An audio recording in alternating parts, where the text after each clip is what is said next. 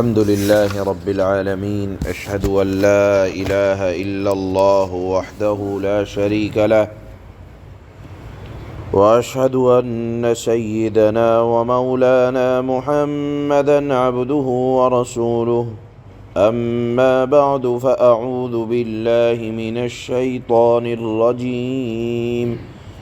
بسم الله الرحمن الرحيم. إن الذين ارتدوا على أدبارهم من بعد ما تبين لهم الهدى الشيطان سول لهم وأملى لهم، ذلك بأنهم قالوا للذين كرهوا ما نزل الله سنطيعكم في بعض الأمر والله يعلم إسرارهم، فكيف إذا توفتهم الملائكة يضربون وجوههم وأدبارهم، ذلك بأنهم اتبعوا ما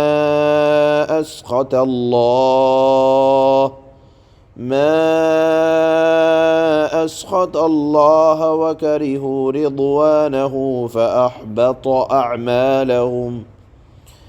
أم حسب الذين في قلوبهم مرض أن لن يخرج الله أضغانهم، ولو نشاء لأريناكهم فلعرفتهم بسيماهم ولتعرفنهم في لحن القول والله يعلم أعمالكم. صدق الله مولانا العلی العظیم۔ سورہ محمد کے اکثر مضامین کے اندر اللہ نے منافقین کے حالات، منافقین کے طور طریقے بیان فرمائے ہیں۔ ان آیات مبارکہ کے اندر بھی اللہ پاک منافقین کی بعض بری حرکتوں کو ظاہر فرما رہے ہیں کہ یہ منافقین مسلمانوں کے ساتھ رہ کر بظاہر اپنے ایمان کا اور اپنی گفتگو سے اپنے آپ کو مسلمان ظاہر کرتے تھے، لیکن وقت آنے پر دھوکہ دینے میں پیچھے نہیں ہٹتے تھے۔ اللہ کے نبی صلی اللہ علیہ وسلم کو جب جہاد میں لے جانے کے لیے افراد کی طاقت اور قوت کی ضرورت پیش آئی تو یہ منافقین شیطان کے بہکاوے میں آ گئے۔ منافقین نے کہا کہ آخر لڑ کر جان دینے سے کیا فائدہ، لڑائی میں اگر نہیں جائیں گے تو دیر تک زندہ رہیں گے۔ شیطان نے ان کو یہ سمجھا دیا۔ اللہ نے فرمایا کہ جب مسلمان ہو گئے تو اب رسول اللہ صلی اللہ علیہ وسلم کی کسی بات سے پیچھے ہٹنا نہیں ہے، اور دیکھ لو کہ اگر تمہارا یہ کہنا ہے کہ جان دینے سے کیا فائدہ، تو دیکھو ایسا تو نہیں ہے کہ آب حیات تم بھی پی کر آ گئے ہو، ہمیشہ ہمیشہ یہاں دنیا میں رہنا ہی ہے، مرنا ہے، اور پھر پتہ چلے گا کہ جب موت آئے گی منافقین کے چہروں پر جب مار لگائی جائے گی، کوڑے برسائے جائیں گے، تو اس وقت صورتحال واضح ہو جائے گی۔ اللہ نے فرمایا کہ منافقین کی موت کے وقت ان کے چہروں پر کوڑے لگائے جاتے ہیں۔ معلوم یہ ہوا کہ پٹائی موت کے وقت سے شروع ہو جاتی ہے، اور یہ پٹائی روح کی ہوتی ہے، اور قبر میں جا کر اور اس کے اندر اضافہ ہو جاتا ہے، اور حشر کے میدان میں تو اور اس میں تکلیف میں اضافہ، اور پھر اس کے بعد جہنم میں بدن اور روح دونوں کی کو انجام کے اعتبار سے سزا دی جائے گی۔ اس مضمون کو بھی اللہ نے منافقین کی موت انتہائی بری حالت میں آتی ہے، اس کو اللہ نے اس آیت میں، آج کی تلاوت کی جانے والی آیت میں اللہ نے بیان فرمایا ہے۔ اللہ نے آج کی آیات میں رسول اللہ صلی اللہ علیہ وسلم کو مخاطب کر کے یہ بھی بتلایا کہ اے نبی صلی اللہ علیہ وسلم، میں یعنی اللہ اگر چاہے تو آپ کو نام بنام منافقوں کے بتا دیں کہ یہ منافق ہے، اس کے یہ کارنامے ہیں۔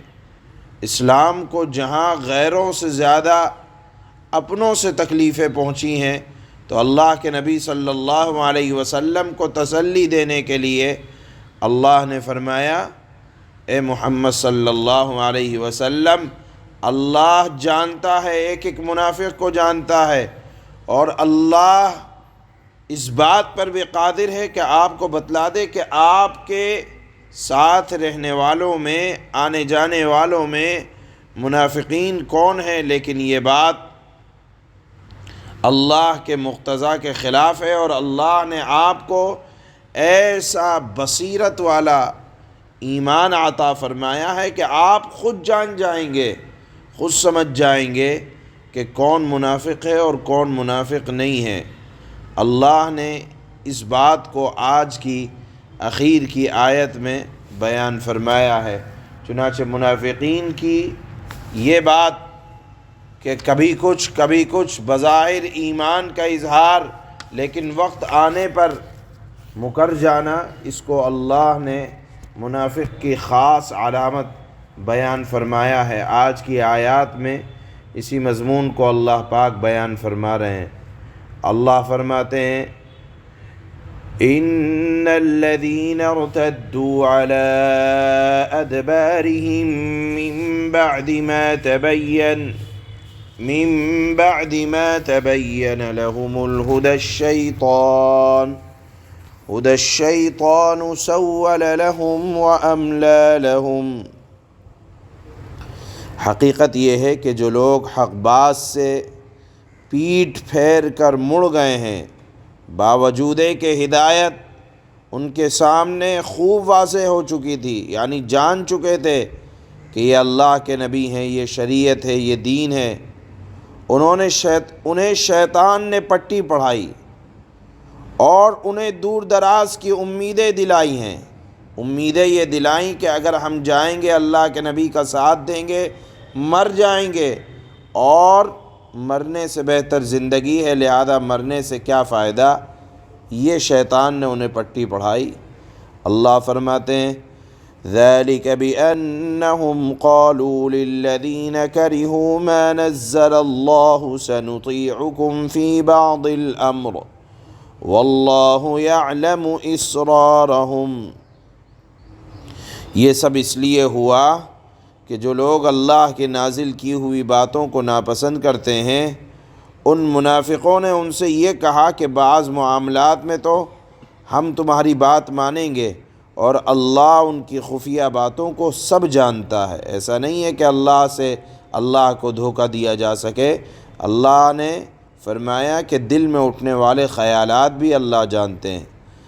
فَكَيْفَ إِذَا تَوَفَّتْهُمُ الْمَلَائِكَةُ يَضْرِبُونَ وُجُوهَهُمْ وَأَدْبَارَهُمْ، پھر اس وقت ان کا کیا حال بنے گا جب فرشتے ان کی روح اس طرح قبض کریں گے کہ ان کے چہروں پر اور ان کے پیٹھوں پر مارتے جاتے ہوں گے۔